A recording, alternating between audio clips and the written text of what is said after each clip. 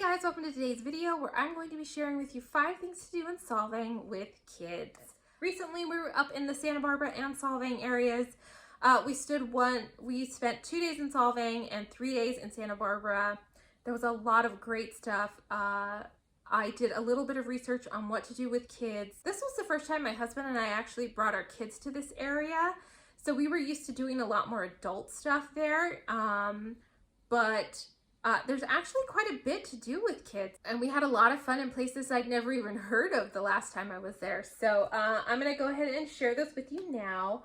The first one is actually something that's still on my to-do list. We ran out of time, but that is visiting kid-friendly wineries. Now, Solvang, Buellton, the Santa Ynez Valley, this is like, other than like Napa, this is peak California wine country. Beautiful vineyards, beautiful wineries, beautiful wines. If you are somebody who enjoys a good wine tasting, it's kind of hard to find places where you can actually take your kids along with you when you're on vacation.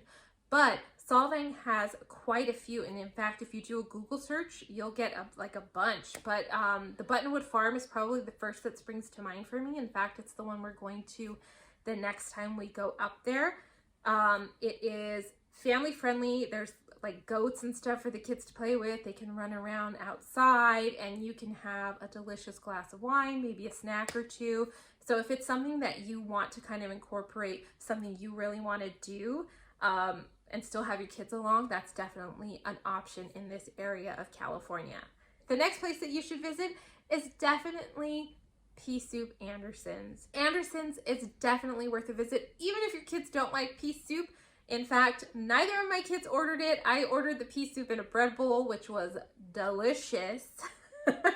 It's so good. And it's vegetarian unless you want to, I add the bacon, so mine isn't vegetarian, but it's a delicious place to eat. They have a lot of like classic dinery type foods.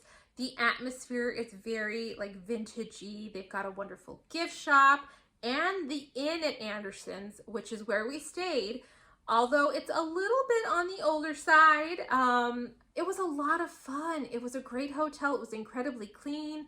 They had a decent continental breakfast. Their pool was great. They had like little putt-putt stations where the kids could go putting with golf. They had cornhole. They had fire pits.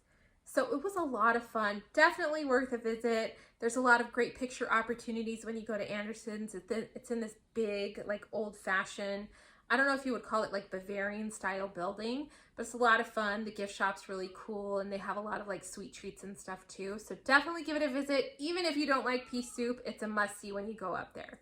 The next thing to do in Solvang is eat. This place is famous for great bakeries. This is a Danish style village. It's not historically Danish, I don't think. It's kind of more of like a kitschy touristy thing, but the bakeries are there, and they have some wonderful, delicious pastries and chocolates and all kinds of wonderful goodies for you and the kids to get. You will have so much fun just eating. But I also encourage you to kind of try broadening your horizons when you're there. My husband and my kids and I actually went and we got a cheese plate at a cheese shop. And it had like, not just it wasn't like your standard cheddar. It had like blue cheese, it had brie, it had candied nuts and fruit and all kinds of stuff. And the kids actually really enjoyed it almost as much as we did. It was kind of a neat experience. It was a little bit fancy for them. The grapes. You like the grapes, yeah. It was good, huh? I had a gorgeous glass of wine. The kids, they drank water and they were fine with it. But it was one of those things where the experience, it was more than the sum of its parts. Yes, it's a fancy cheese plate, but they don't get to do that kind of stuff very often. And it was a great time, and it introduced them to a new experience and a new type of food that they wouldn't normally have access to. So definitely don't be afraid to kind of venture out of your comfort zone a little bit when it comes to vacation. It's actually one of those times when they're more likely to try new things because they're away from home. Now, the next place I encourage you to visit as a family, much like I encouraged you in Santa Barbara, is the missions. There's actually a couple of missions. There is a mission right in the heart of Solvang at the end of the giant main drag that you go to. It's really beautiful. It's very tiny as missions go. But the gardens are gorgeous. It's well maintained. The only thing that I could not tell you about is the actual main church itself. It's still a working church. Most missions are. and there was actually a funeral going on, so we weren't able to go in there. But it was really cute. It's a nice break if you want to just walk through a beautiful garden and get a little bit of shade and see some gorgeous stuff. The main mission that I definitely encourage you to take your kids to is the Parissima mission. This is a state park. The mission and the grounds are massive. There are several different buildings. The architecture is gorgeous. There's a lot of displays that you can walk through. They have all of their old kilns and ovens. You can see the old kitchen. You can see their infirmary and their armory and the mission store. The basilica itself inside is gorgeous and stunning. I will show you all of this stuff. It is such a beautiful mission. This is actually my favorite mission I've ever been to. I was not expecting it to be so. Even walking toward it, I'm like, I don't know, it looks kind of dusty and whatever. It was stunning. It was beautiful. It was interesting. There are actually animals there. They have bulls and horses, and they have a donkey. This is a great place to bring your children to have fun and explore and learn some history and actually visibly see it and even touch some of it. Definitely worth your time. If you have time to visit one mission in that entire region, Parissima is the one to go to. Sorry Santa Barbara, sorry Santa Ynez, it's Parissima. It's stunningly gorgeous. And then they also have like a visitor center there with a lot of interesting exhibits and a little bit more information. There's a ton of park rangers everywhere. In fact, they actually had a Chumash a meeting of Chumash Indians who came and talked a little bit about the history of the Chumash people, their involvement with the missions. In case you didn't know, most of the California missions were built by the Spanish in order to convert a lot of the Native Americans that lived along the California coastline before California was even a state.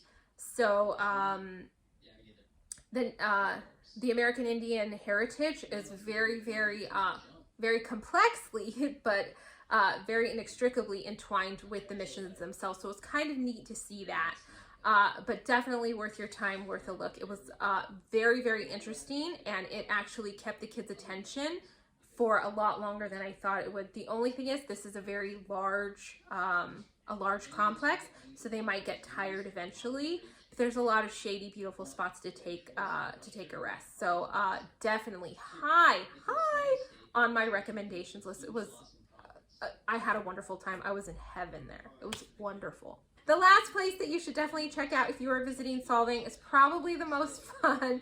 It's a little bit quirky, and that is Ostrich Land.